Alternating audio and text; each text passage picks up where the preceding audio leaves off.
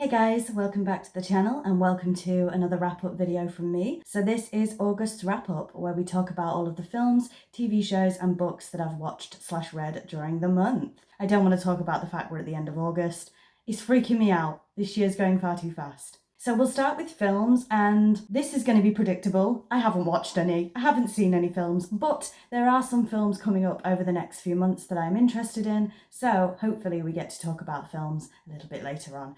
But as for this month, no, I haven't had time, I haven't watched any films, unfortunately. So let's move swiftly on to TV shows. House of the Dragon, of course, finished this month. So this month I watched season 7. No, I didn't watch season 7, we're on season 3.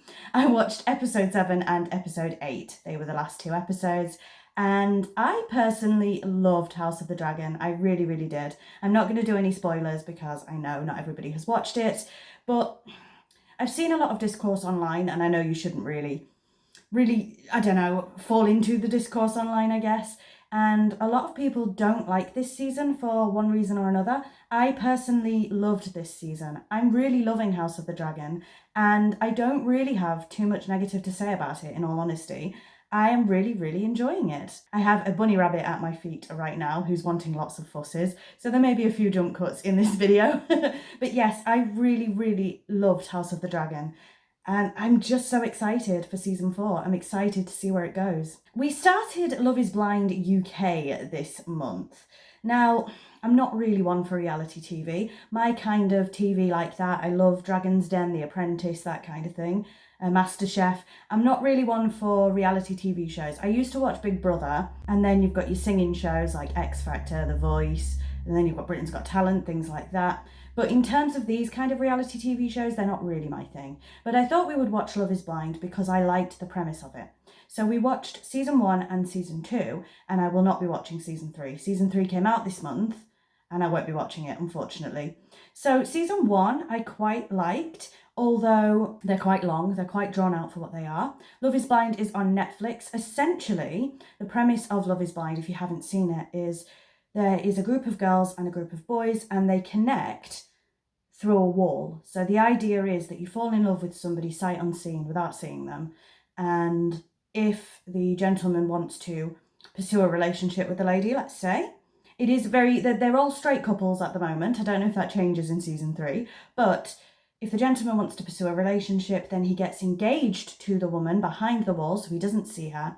Then they meet, they see each other face to face. They go on holiday. All of the couples that have connected in this way go on holiday. They then move in with each other for a number of weeks. And finally, they get married, or do they? So the idea is you make your decision on whether you want to stay with this person at the altar. There is then a reunion show where you see what's happened to the couples. Now, season 1, I was quite drawn in, I was quite hooked, and I quite liked it.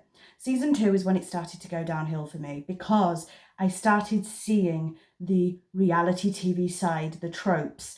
And yes, it's reality TV. Yes, it's manufactured, but I don't want to be reminded that it's manufactured, if that makes any sense whatsoever. I want to be hooked. I want to be drawn in. I want to believe that this is genuine, you know? The experiment side of it, I think, is a fascinating experiment. And season 2, they did like little after bits that were like half an hour each. And they were so fabricated for the television, it was unbelievable. And that just put me off the whole thing. So I watched season 2 up until the reunion, and I got on with that, same as season 1. And then these little after bits just absolutely ruined it for me, because you've got these people who clearly have had problems with each other. They don't want to talk to each other. They have nothing in common in the outside world. This goes for the girls and the boys. And yet they're then putting them in situations afterward, for another year afterward, I think, where they're in the same room and they're going to parties with each other. And it just doesn't make any sense. It's clearly fabricated for the show. So that bit I didn't like, and as a result of that, I won't be watching season 3. Moving on, there is one more TV show to talk about, which could not be more different. Fred and Rose West, A British Horror Story.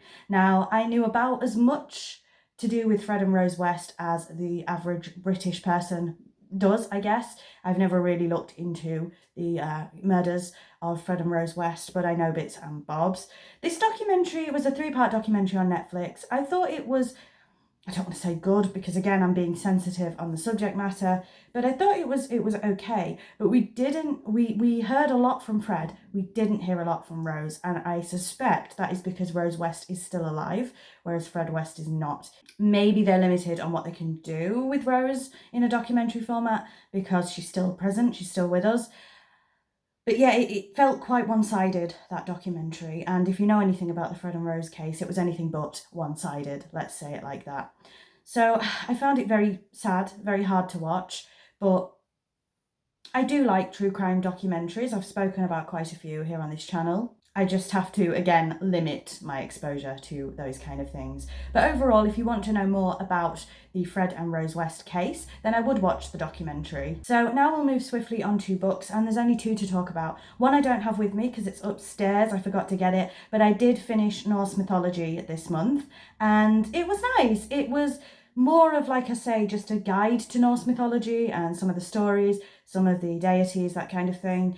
Very simplified, but that's the point. That's what it's supposed to be. So it was a nice, quick, easy read, and I got that finished. I haven't really been doing much reading, and I need to get back into reading because I love reading so much, and I just haven't made the time for it. I haven't been in the mind space for it, so I definitely need to focus on that more for the latter half of the year. The final book I have to show you is one I've had for a while, and I just picked it up off the shelf and thought I'd give it a go. I'm going to show you the dust jacket because I've took the dust jacket off.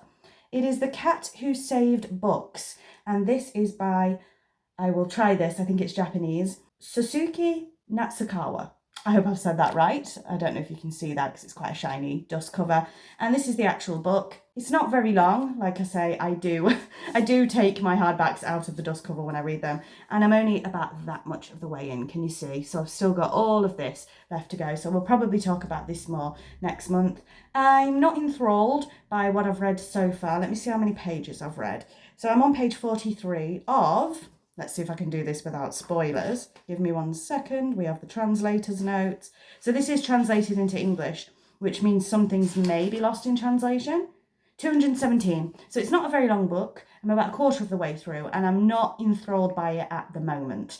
But hopefully we can talk about it a bit more next month. The basic premise is there is a gentleman whose grandfather has passed away, and he sort of inherits the bookshop that he's in at the moment. So his grandfather owned a bookshop. At the moment, we don't know whether he's gonna get the bookshop or not. I'm suspecting he does, but everything's a bit up in the air at the moment because his grandfather has just passed. A talking cat walks into the bookshop and asks him for help in saving books.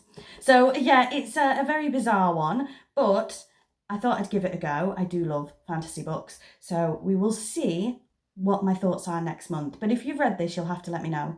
And that's it, quite a short and sweet wrap up once again. So thank you very much for watching. Next month's wrap up I suspect will be a little bit bigger, and shameless plug as always, if you head on over to my gaming channel, Ember Games, I don't know which video is coming out first. We talk about all of the video games that I have bought / played during the month over there. So thank you very much for watching, and I'll see you all soon. Bye bye.